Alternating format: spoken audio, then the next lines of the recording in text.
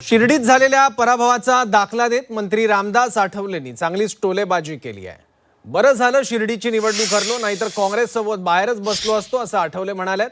तर रामदास आठवलेंसारख्या हिऱ्याला ताकद देण्यात काँग्रेस कमी पडली असं खासदार विशाल पाटील म्हणाले।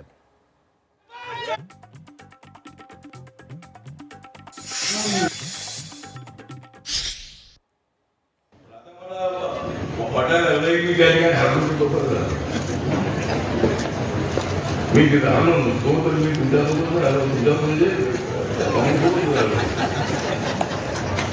काँग्रेससोबत राहून मला इकडे बाहेरच राहावं लागलं, तर मला आज सोबत राहणार नव्हतं। त्यामुळे याने हरल्या म्हणलो मी शिवसेना भाजपसोबत गेलो 2012च्या विधान बीएमसीच्या निवडणुकीमध्ये। काँग्रेस म्हणून कमी पडलो, एक चांगला हिरा जो आपण ओळखलेला पलटलेला, त्या हिऱ्याला ताकद देण्यात काँग्रेस पक्ष कुठेतरी कमी पडला।